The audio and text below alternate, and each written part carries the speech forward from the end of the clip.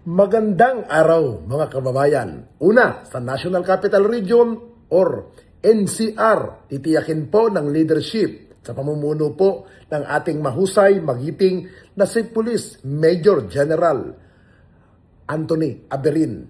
Nakatuwang ang bawat distrito po dyan po sa Quezon City sa pamumuno rin po ni Police Brigadier General Glenn Selvio na patuloy silang maglilingkod, magsiservisyo at ipararamdam po sa inyo ang kanilang makatao, makadiyos at may mamalasakit na paglilingkod sa bawat isa. Kaya po mga kababayan, napakahalaga po ng inyong tulong, suporta at higit sa lahat ng inyong cooperation sa ating kapulisan. Kaya wag na wag po tayong matakot sa ating mga kapulisan. Lagi po nating tandaan, ang ating kapulisan ay kakampi ng bawat mamamayan Pilipino dahil ang gusto pong mangyari ng ating leadership sa pamumuno po ni Police Director General Jose Melencio Nartates Jr. ang maramdaman bawat mamamayan Pilipino ang serbisyong hatid ng ating kapulisan. Ay, magandang umaga po, Barangay Kagawad. Na kung saan po ang gusto po ng ating Chief PNP sa pamumuno po ni General Nartates na ang serbisyo po ng ating kapulisan ay dapat maramdaman ng komunidad at makita po ng ating mga kababayan na present po sila. Dito po sa barangay nyo po, gaano po kaaktibo ang ating mga kapulisan po sa inyo po? Ay, bago po ang lahat, binabati ko po kayo sa magandang umaga. Welcome po dito sa Barangay Acacia. Sa ngayon po, ang ating mga kapulisan na nag-duty dito, everyday naman po, nasasaksihan ko naman po na nandito po sila. Morning, naka-antabay po sila dito. Kasi kalapit nga po natin ang eskwelahan. Medyo ano po sila dyan sa baba, nakabantay po sila. Okay. Nararamdaman po natin ang presence nila. At sa gabi naman po, dahil ako po as barangay kagawad na duty ng Friday night, ayun po yung duty namin na araw-araw na pinapapilan. Nandiyan din po sila, mga kapulisan natin. At nakaka-duty naman po sila na andun po yung umiikot po sila kasabay ng ating mga barangay tanod at ang EXO natin. Umiikot po sila sa buong komunidad ng Barangay Acacia. At para po masabihan po nila yung mga batang pagka-alas 10 po kasi may mga bata na nandyan pa sa lansangan. Sinasabihan po nila yan. Opo. Opo. Kagawad, baka pwede po akong humingi sa inyo ng support message para po sa ating kapulisan po. Para po sa ating mga kapulisan, in behalf po ng aming barangay captain na si Cap Monching De Jesus, nagpapasalamat po kami sa mainit na suporta nila dito sa Barangay Acacia, na nakakatugon po sila sa aming mga pangangailangan dito sa barangay as a police. Madali naman po namin sila mga kasama. Maraming salamat po, Kagawad. Maraming salamat po at welcome po dito. Ay, magandang araw po, Chairman Bernadette. Na kung saan po, ang gusto po ng ating Chief PNP na si General Nartates at ng District Director po ng Kamanaba na maging ligtas ang ating kababayan at maramdaman po ang kanilang serbisyo ng ating komunidad. Kayo po bilang barangay official, gaano po ninyo nararamdaman ang hatid na serbisyo ng ating kapulisan po? Ay, magandang araw po sa ating lahat, no? Siyempre po, nararamdaman po namin ang kapulisan sa aming barangay. Sila po ay halos gabi-gabi ay katuwang namin sa pagpapanatili ho ng kaayusan at katahimikan ng aming lugar. Nakikita ko po na sila po ay nagro-ronda, tumutulong sa aming barangay tanod upang magronda po gabi-gabi upang matiyak na ang aming komunidad ay ligtas sa anumang kapahamakan at sa mga masasamang pwedeng mangyari. Opo. Chairman, baka pwede po kung makahingi sa inyo ng support message po para po sa ating kapulisan po. Bilang chairman po ng Barangay Pulo, kami ay nagpapasalamat po sa lahat ng kapulisan dito po sa ating lungsod dahil sila po ay kaagapay ng ating barangay upang mapanatili po ang kaligtasan ng aming komunidad. Maraming salamat po, Chairman. Maraming salamat. Magandang umaga po, Chairman. Kamusta po ang inyong barangay po at sa pagitan po ng ating kapulisan na kung saan ang gusto po ng ating Chief PNP na si General Nartates na maramdaman po ang kanilang serbisyo at madama po ng komunidad po. Ah, sa relationship naman namin between kapulisan at barangay po, okay naman po. Maayos naman po aming ugnayan, lalo na si aming commander officer na si Sir Alejandrino na every month nagkakaroon kami ng ugnayan ng kapulisan at barangay. So ginaganap po yun dun sa station po nila. So kami naman, kasama ko ang BADAC chairman namin at saka yung XO. So kasama namin siya na umaattend kami ng ugnayan, doon na pag-uusapan yung mga problema ng Station 3 na doon kami nakapaloob ang Barangay Balumbato. Regarding naman sa mga services ng mga kapulisan, mabilis naman sila umaksyon pag kailangan ng mga responde, nandyan naman po sila kaagad. Ma'am, ano po ang inyo pong mensahe para sa ating kapulisan po? So, ang message ko naman para sa kapulisan, lalo na sa Station 3, so sana tuloy-tuloy pa yung ganang nilang serbisyo na mabilis ang kanilang responde, lalo na sa barangay. Sana wag magbago at sana maging tuloy-tuloy din yung ugnayan na sana bumaba dito naman sa barangay para meron kami mga barangay host na kami naman ang magiging parang tawag dito cut mo na nga lang siya. Message ko naman para sa kapulisan, lalo na sa Station 3, tuloy-tuloy lang yung serbisyo po na pinakita nila na maging mabilis ang ugnayan namin between barangay at kapulisan. Maraming salamat po, Chairman.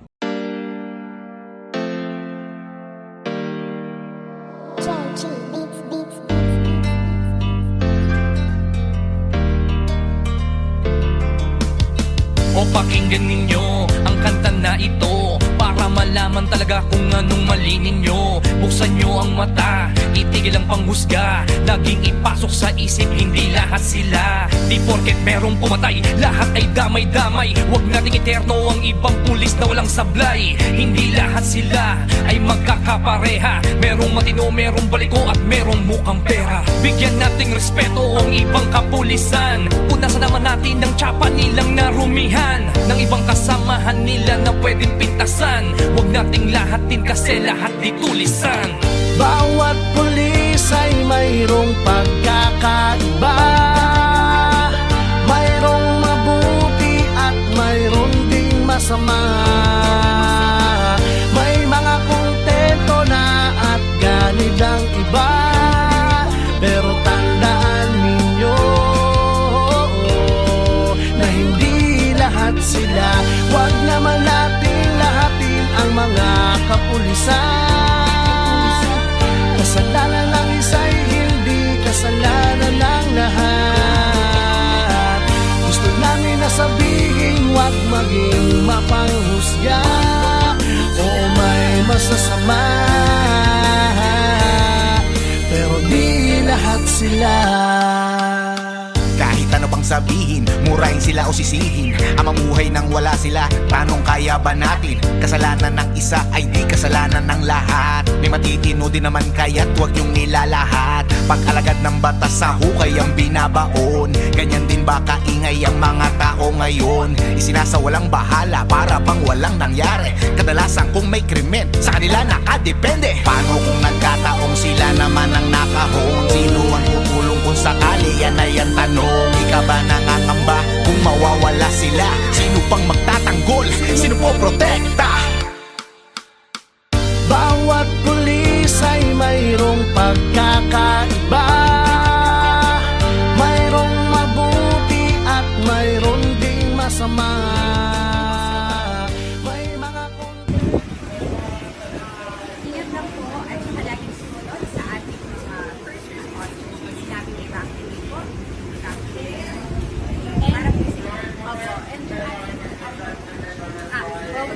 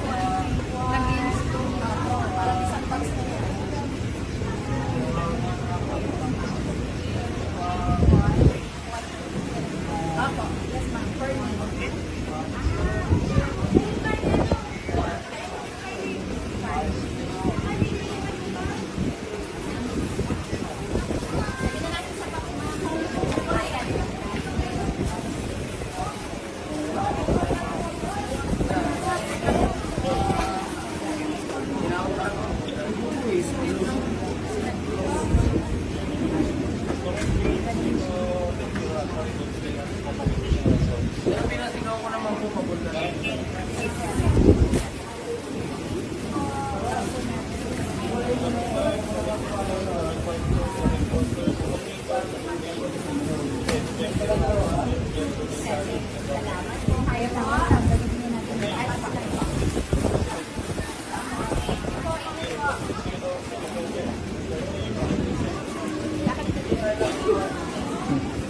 Pakita mo yung mga people. Say hi ka. Hello po kayo, hello.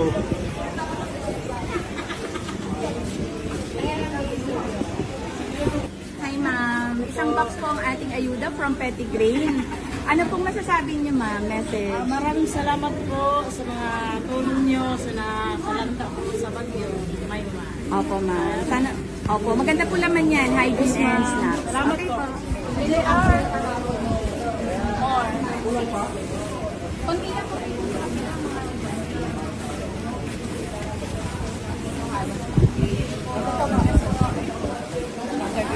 Hi ma'am. Para ilang family po ang nakuha nating ayuda?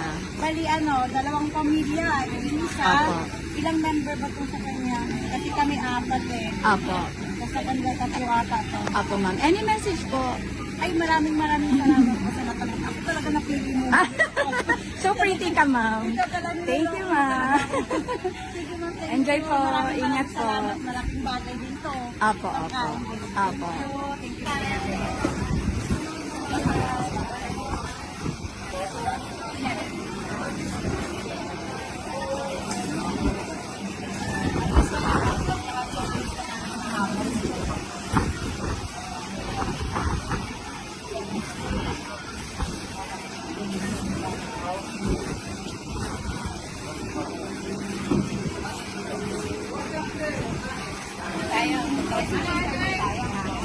Ma'am, ilang pamilya po itong ating natanong?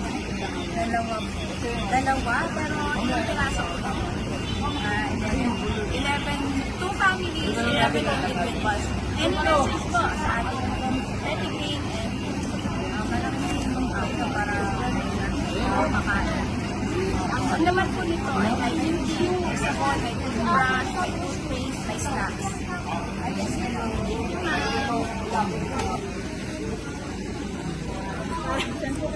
Parang nabasa. Dalawa po.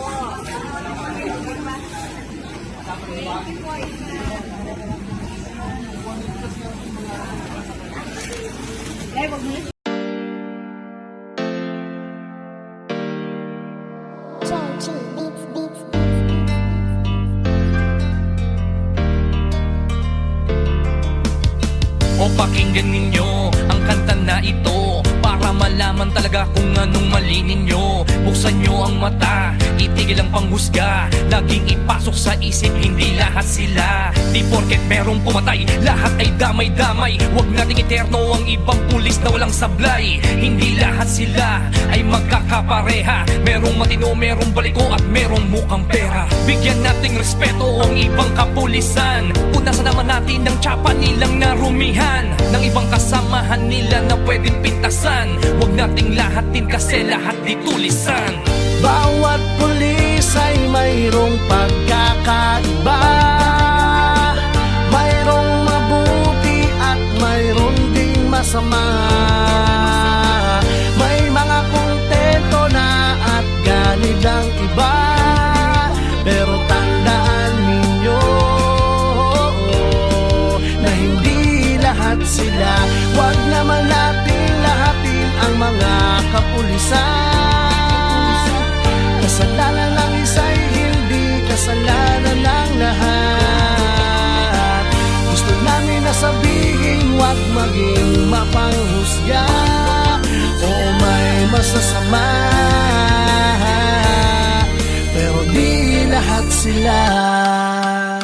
Kahit ano pang sabihin, murahin sila o sisihin. Ang mamuhay nang wala sila, tanong kaya ba natin? Kasalanan ng isa ay di kasalanan ng lahat. May matitino din naman kaya't huwag yung nilalahat. Pag-alagad ng batas sa hukay ang binabaon. Ganyan din ba kaingay ang mga tao ngayon? Isinasawalang bahala para bang walang nangyari. Kadalasan kung may krimen, sa kanila nakadepende. Paano kung nagkataong sila naman ang nakahon? Sino ang tutulong kung sakali? Yan ay ang tanong. Di ka ba nangangamba kung mawawala sila? Sino pang magtatanggol? Sino po protekta? Bawat pulis ay mayroong pagkakaiba.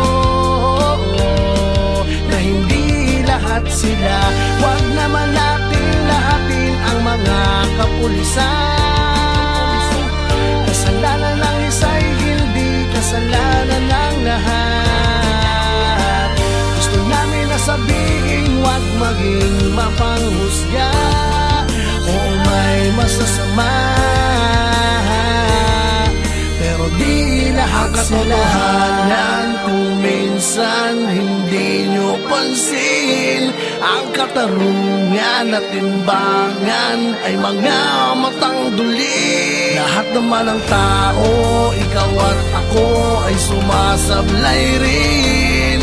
Kaya bago kayo manghusga't magsalita,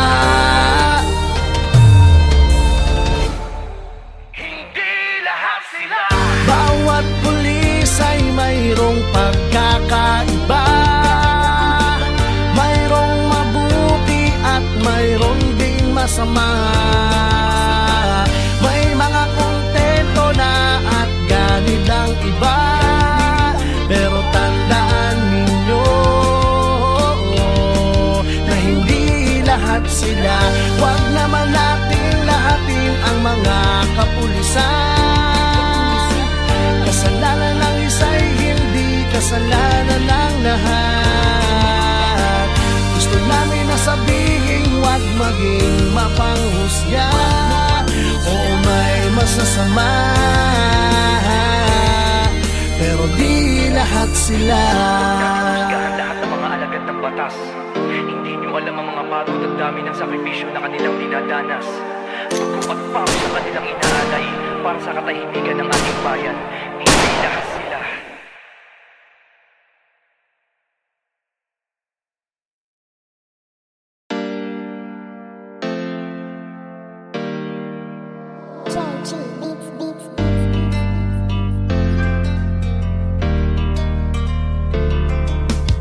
O pakinggan ninyo ang kanta na ito para malaman talaga kung anong mali ninyo. Buksan nyo ang mata, itigil ang panghusga. Laging ipasok sa isip, hindi lahat sila. Di porket merong pumatay, lahat ay damay-damay. Huwag nating eterno ang ibang pulis na walang sablay. Hindi lahat sila ay magkakapareha. Merong matino, merong baliko at merong mukhang pera. Bigyan nating respeto ang ibang kapulisan. Punasan naman natin ang tsapa nilang narumihan ng ibang kasamahan nila na pwedeng pintasan. Huwag nating lahatin kasi lahat di tulisan.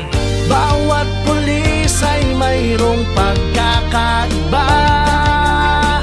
Mayroong mabuti at mayroong ding masama. May mga kontento na at ganit ang iba. Pero tandaan ninyo na hindi lahat sila. Huwag naman natin lahatin ang mga kapulisan.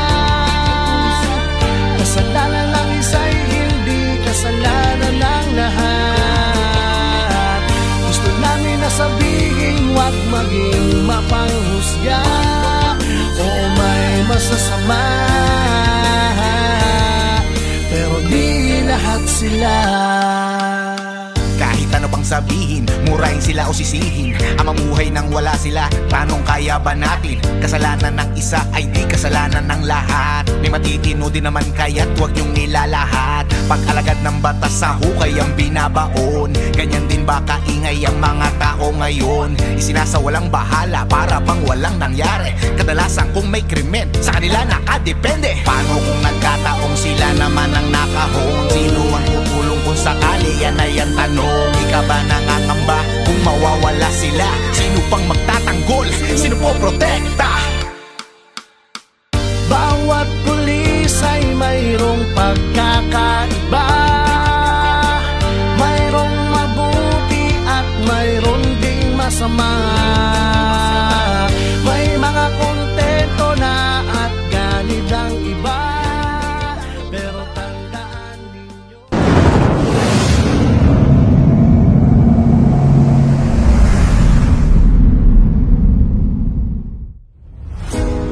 QCPD records 161 arrests in week-long anti-criminality and anti-illegal drugs operations. The Quezon City Police District, under the leadership of District Director Police Brigadier General Randy Glenn Silvio, recorded a total of 161 arrests during a week-long anti-criminality and anti-illegal drugs operations conducted across Quezon City from August 2 to 8, 2026. The operations included manhunt operations, anti-illegal firearms, anti-illegal gambling and anti-illegal drug operations. During the operations, the QCPD carried out 41 anti-illegal drugs operations, leading to the arrest of 54 suspects and the confiscation of 427,420 pesos and 80 centavos worth of illegal drugs. Manhunt operations that resulted in the arrest of 71 wanted persons, including 30 most wanted individuals and 41 other wanted persons. 2 anti-illegal firearms operations with 2 arrests and the recovery of 2 firearms. 28 anti-illegal gambling operations leading to the arrest of 34 individuals and the confiscation of 13,057 pesos in bet money. Notable arrests include Elias Som, arrested by Talipapa Police Station 3 for unjust vexation after remaining at large for 24 years. Elias Rai, tagged as the number 7 most wanted person of Anonas Police Station 9 for robbery, who had eluded arrest for 13 years. Elias Lin MJ, arrested by Holy Spirit Police Station 14 for violations of Batas Pambansa Bilang 22 involving 22 counts and 6 counts respectively, following 12 years of being at large. Alias Joe, against whom a warrant of arrest for his light physical injuries was served by Batasan Police Station 6 after hiding 10 years. All arrested individuals have been properly documented and corresponding charges have been filed before the Quezon City Prosecutor's Office for violation of Republic Act 9165, Republic Act 10591, and PD 1602. These results demonstrate the QCPD's continued commitment to the Chief PNP's Enhanced Managing Police Operations agenda and the AAA program of the Regional Director NCRPO, while ensuring a safer and more secure Quezon City for all Q citizens, said Police Brigadier General Silvio.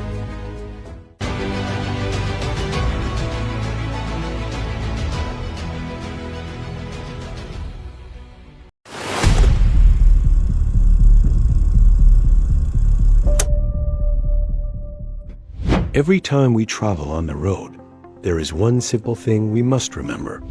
Traffic lights are not just signals on the road. They are there to guide us and protect every life. Traffic lights provide the proper timing for vehicles and pedestrians to move safely. When we follow them, we reduce the risk of crashes, traffic congestion, and injuries. The principle is simple. Red means stop. Yellow means slow down and prepare to stop. Green means go, when the road is clear and it is safe to proceed.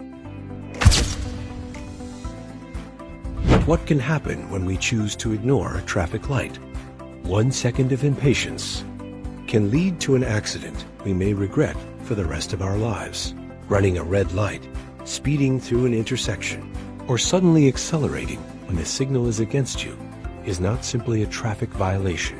It can put the lives of drivers, passengers, pedestrians, motorcycle riders, and other road users at risk. We never know who is on the other side of the road. So before we move forward, let us think about the safety of others. Following traffic lights is not only about avoiding a traffic violation. It is about discipline, respect, and responsibility. When you stop at the right time, you give others the opportunity to cross safely. When you wait for the proper signal, you help maintain the smooth and orderly flow of traffic, because every responsible road user contributes to a safer community. A safer road is everyone's responsibility. Every red light we obey can help save a life. Every moment we wait for the proper signal shows that discipline on the road is respect for life. Don't rush, don't guess, don't gamble with a life. Obey the traffic lights, because a few seconds of waiting may be worth a lifetime.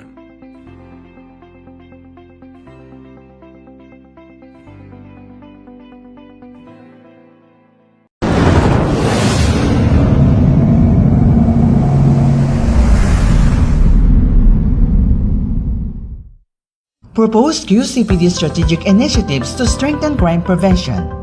Mga iminungkahing estratehikong inisyatiba ng Quezon City Police District upang palakasin ang pag-iwas sa krimen. Bilang karagdagang suporta sa mga umiiral na programa sa crime prevention, inihain ng Quezon City Police District ang mga sumusunod na iminungkahing estratehikong inisyatiba na naglalayong higit pang mapalakas ang kaligtasan at seguridad ng publiko. Sa pamamagitan ng mas pinaigting na pakikipagtulungan sa iba't ibang ahensya ng pamahalaan, pribadong sektor at komunidad.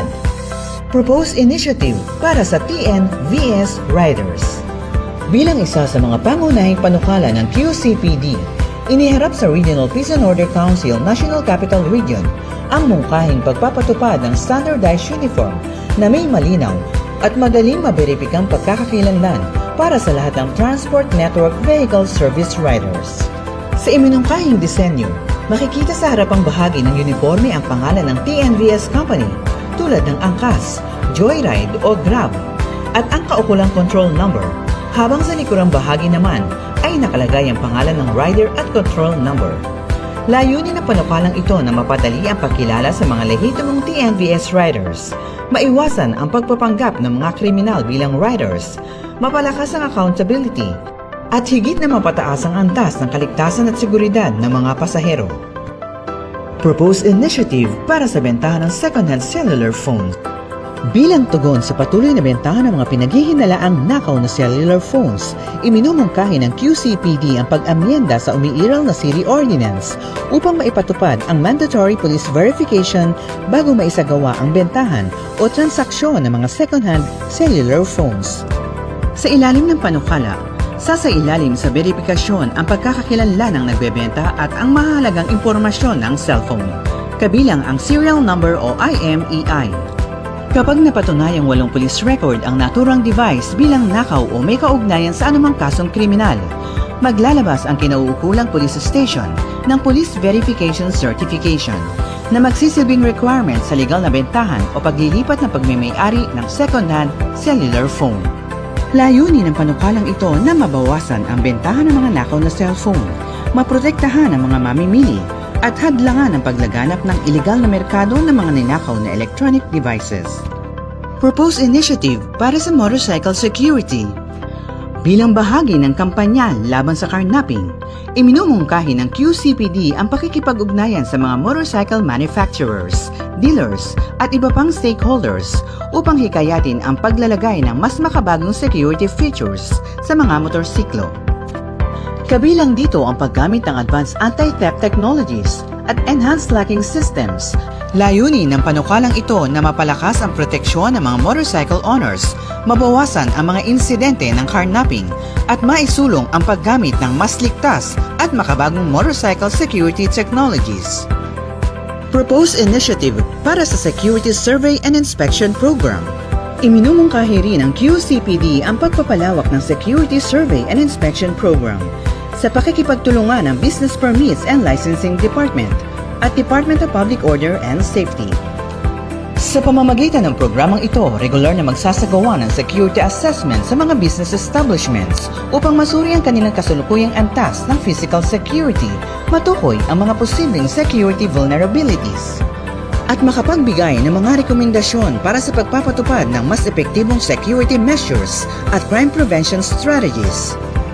Layunin nitong mapataas ang antas ng kahandaan ng mga negosyo laban sa kriminalidad at makabuo ng mas ligtas na kapaligiran para sa mga manggagawa, mamimili at publiko.